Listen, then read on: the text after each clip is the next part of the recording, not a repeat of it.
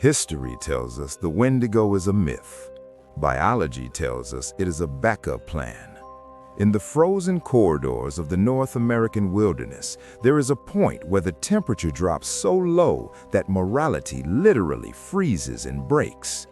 We've been taught to fear the monster in the woods, but the 2026 archive reveals a much more terrifying reality.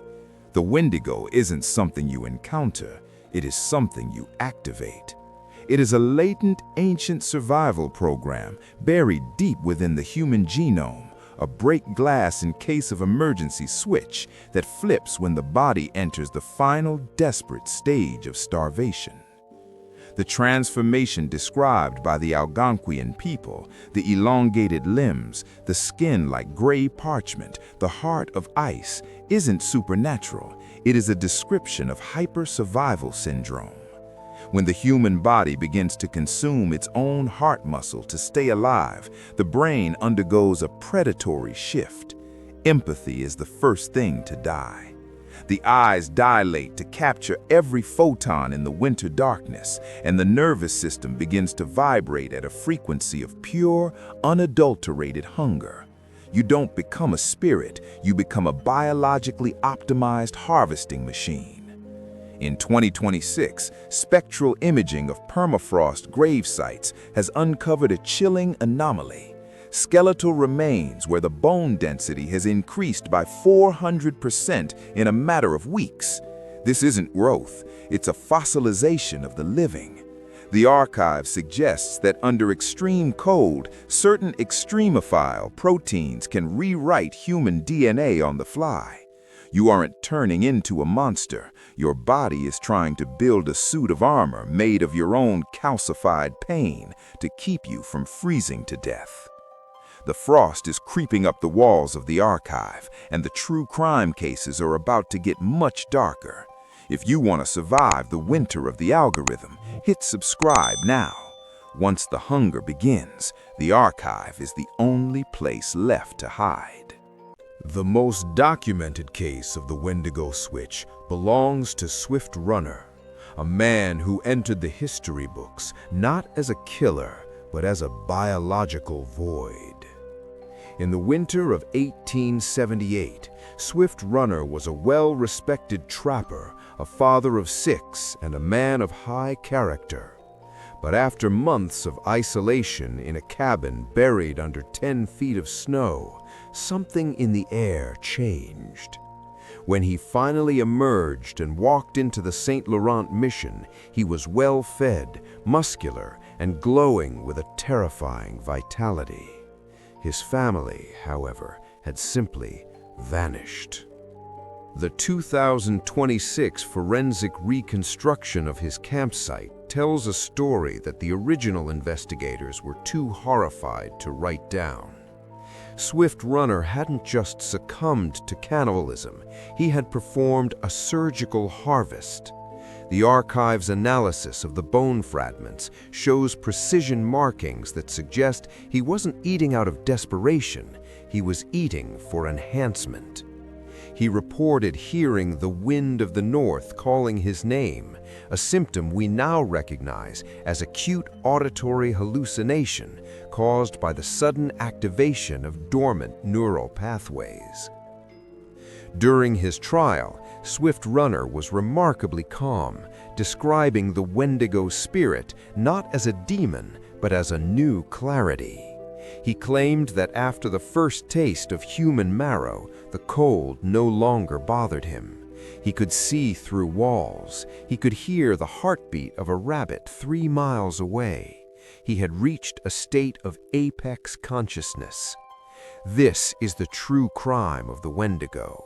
It offers a poisoned deal. It gives you the power of a god, but it requires the sacrifice of your humanity as the down payment. He was executed by the state, but his autopsy, recorded in the secret annexes of the 1870s, mentions that his blood remained warm for 3 days after his heart stopped beating. The archive asks, did they execute a man, or did they simply kill the host for something that had already moved on? To this day, the soil around his execution site remains biologically dead. Nothing grows there. The hunger left a permanent scar on the earth itself. Why does the hunger never end? Why does a Wendigo grow larger with every kill? In 2026, the archive's deep tissue analysis of cursed sites suggests the existence of a prion pathogen, a misfolded protein that doesn't just kill the host, but reconfigures them. Unlike a virus, this protein is indestructible. It survives in the soil, in the ice, and most importantly, in the neural tissue of those who have already turned. When a human consumes this tissue, the prion acts like a digital virus for the brain, deleting the self and replacing it with the hunger. This explains the mythical horror of the creature's size. Each time the Wendigo consumes, it absorbs the genetic information and the mass of the victim, but the prion ensures that the metabolism runs at 1000% efficiency. It is a biological fire that cannot be put out. The archive has identified hot zones across the Canadian Shield where the soil contains a high concentration of these aggression proteins. These aren't just myths, they are geological biohazards. Using 2026 satellite thermal imaging, the archive has detected moving heat signatures in unmapped caves that shouldn't exist. These signatures are 15 feet long and possess an internal body temperature of 0 degrees. They are endothermic predators, creatures that don't produce heat, they steal it from the environment. This is why the wind turns cold when a Wendigo is near. They are walking thermal sinks, draining the energy out of the very air around you to fuel their impossible metabolism. The horror isn't that these creatures exist in the woods. The horror is that we are feeding them. The archive tracks a direct correlation between modern industrial expansion into the north and a spike in the activation of these dormant proteins.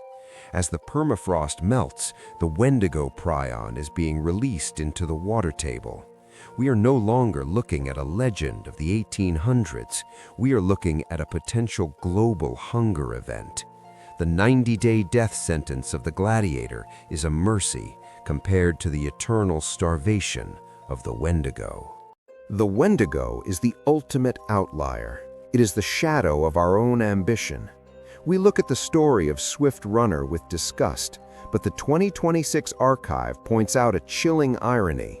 Our entire modern civilization is built on Wendigo logic. We consume resources we don't need, we grow at a rate that is unsustainable, and we eat the futures of the next generation just to feel a momentary sense of growth. We have become a collective Wendigo, a mass-scale organism that can never be satisfied. The legend says that a Wendigo can only be killed by a silver bullet to a heart of ice, or by being burned until nothing remains.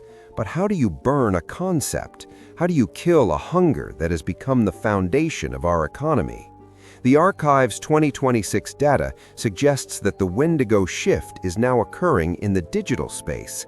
The algorithms that drive our attention are designed to keep us in a state of permanent lack, constantly hungry for the next click, the next buy, the next dopamine hit.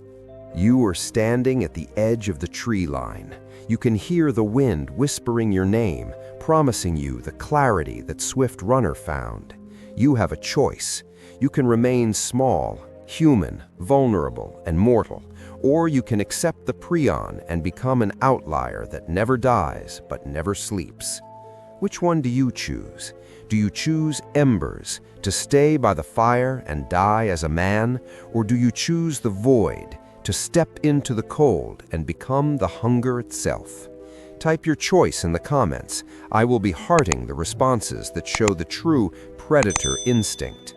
If you want to see the 2026 archive's files on the black-eyed children forensics, click the video on your screen. The archive is closed.